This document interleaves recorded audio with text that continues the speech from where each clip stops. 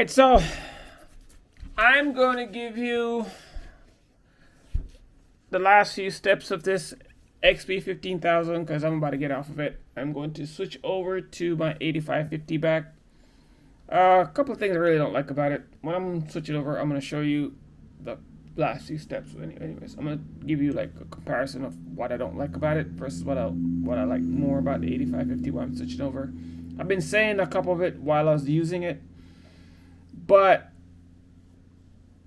one of the main reasons I'm going to tell you, right? One of them that I don't like the way the color prints. That's one of the main reasons, but you get more on why I'm switching over when I'm actually have both of them side by side, and I'll tell you, kind of explain why I switched over. But so I'll be switching back over to 8550, and now I'm gonna give you like the last. Come on, these are gonna be like the last few videos of the XP 15,000. There's like maybe 2 or 3 more. I think I'm pretty sure that there's really not much more to teach on this XP 15,000. So I'm gonna switch back over to 8550 as I said. What else to say? There's really not much. So what's left to do is just give you my settings, the settings that I found the best that works with the XP 15,000 on the print on the Cadlink. I tried it, AcroRep. I can't in good conscience recommend AcroRep, but if you want to use it, you can figure out the settings yourself. I tried it. I couldn't get it to print right. You can keep messing with the settings yourself if you have AcroRep. I have AcroRep. I just don't use it. They need to update it some more. Maybe if they update it more, I'll try it again, but I don't use it. I have it. It's in a box somewhere. If they update it, maybe I'll try it again, and maybe I don't know. But it's somewhere, and I'll try it eventually if they ever update it. But I'll show you what I use on AcroRep. But if you haven't subscribed, please hit that subscribe button. Help me out, to keep growing the channel. That'd be really appreciated. So here I go. I get on the computer and I'll show you the settings I use for the XP 15,000, and I hope this helps. All right, and then when I'm done with this, the next few videos probably going to be my long-term storage maintenance. And I'm supposed to have another one I'm supposed to be making here soon about the short-term maintenance, and I don't remember what the other one is. I have it on my computer somewhere. Let me look, because I forget what it is. It's supposed to be another. I have it. I just haven't made it yet. Oh, it's a video about applying DTF powder. That's another video I'm supposed to make. It's sitting there. I'm supposed to make it. I haven't made it yet. When to apply DTF powder. Somebody asked me, and it's been sitting on my computer for like a minute now, and I haven't made it yet. So that's another video supposed to be coming out here soon. So y'all bear with me. I'm trying, but I've been just busy. I had to rearrange my whole workspace because it's so tiny. And there's another video I'm supposed to be making about DTF inks and something else. So I'm trying. It's just me, and I'm doing other things in the process. So, takes a while. So here we go. Try to make this video about the settings for the XP 15,000. All right. I'll get on the computer. All right. So I'm on the computer now, and we're going to try this out. So the settings I use for my how can I say this? The settings I use for this XP 15,000, as you can see up here in the corner, is, I don't know if I had said before, or if you watch any of my older videos, I like this older interface better. It tends to work a little better. The newer version of Cadlink seem to be improving it a lot. And I've been trying the newer version, and it seemed to be working out a lot better. So I'm guessing they're fixing it, but I just like this older interface a little better. It seemed to be work. It just seemed to work a little better for me. You do use an interface you like to use. I just like this older interface a little better. It just, to me, just works better. The choice is yours. All right, so I like to use the settings for the XP15000, I go down here to the color layer. The the layer profile, I max it out because you need every ounce of color you can get. This thing don't print like I was saying before in the early part of the video. I don't like how this thing prints color, and that's the only thing I don't like about it.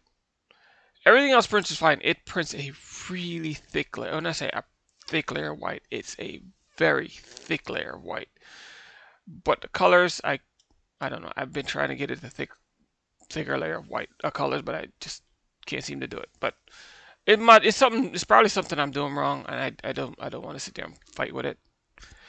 If I had the time and I want to play with it more, I probably could get it to print thicker, but I just don't want to play with it anymore. And if you want to, you can keep playing with it, but just turn this up to its maximum and it'll be fine. For part-time printing, this will be perfectly fine for you. Like I say, it's a great part-time printer. And if you're not going to be printing a lot, you want this thing for what you're going to get it to print. And then again, if you're probably going to use those little tiny packages, those little tiny cartridges, you don't want it to print no more than it's printing. All right, so this is fine the way it is. I use these color shifts, but you want to have them at 0. I was messing around with it, but you just leave these at 0. I was just messing around, see if I can get it to do different things. But these, leave them at 0. Don't do what I do. Like I said, I experiment a lot. So leave those at 0. Leave this at 255. It usually comes this way anyways, and when you install it. Then you go to processing options on the base, and this usually come at 50. You can actually leave this at 50. You can leave this section exactly the way it comes. You don't have to touch this. This is fine just the way it is. You don't have to touch this either. Print options, I change here. This is the only section I change, and you don't see this. When you get this when you install a program, Cadlink, you don't get this option. You have to change something in Cadlink, and let me show you where to change it. You have to get out of here. First thing you have to do is go to Cadlink, go to Tools, go to Options, and you have to turn this feature right here on. All right, you have to turn this feature on. When you turn this feature on, you'll get to see that. Okay. When you open this up, when you go to here and you go Print Options, you'll see all of this. All right. Now, when you see all of this here, you will get to see this, and then you can change this feature. This is fine. Leave this the way it is. This, I don't leave on 64. I turn it down to 32. It prints a little slower, and it gives you a little finer detail with your prints. I don't like it print on 64. I don't like it print on 48. I like the 32 print level. It gives you a nicer detail in prints. Okay. Premium glossy or transparency, either one, they work just fine. It's like the same print levels. It really don't matter which one you use. You can use premium glossy or you can use transparencies. It comes set on transparency, so you really don't have to change it. I just use premium glossy because I was messing around with it. But you can actually use transparencies if you want to. You don't have to change this. Okay. I changed mine to photo 3. I think you can use photo A or photo 3. It really doesn't matter. Sorry. Where is it at? Photo, yeah, right here. You can use photo A, photo 4, or you can even use a super photos. Either one work. Either one of these photo ones will work. All right. So you can just click any one of these photo ones. It will work. All right. It just prints a little slower, and you might actually get more ink, more color ink out of these top ones if you really want to. I just never did.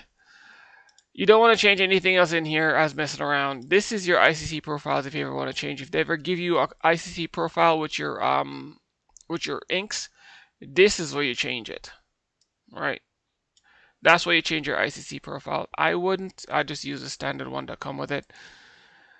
If you ever want to do halftones, this is actually where you change your halftones. I wouldn't change that stuff. Cadlink is a little finicky. And that's the settings I use. All right. So there's really not much to Cadlink when it comes to changing those um, color profiles with the printer, but that's the one I use for um, the 15,000, and that's why I like Cadlink over the AquaRip, because Cadlink makes a lot of they do a lot of the heavy lifting for you. Versus AquaRip, you pay arm and a leg and you get nothing for it. But again, I'm not trying to tell people not to buy it, do what they want to do. It's your money. You spend it how you want to do it. Spend your money how you want to spend your money. It's your hard work, your hard labor. I'm just trying to help you out. All right. But until my next video, peace.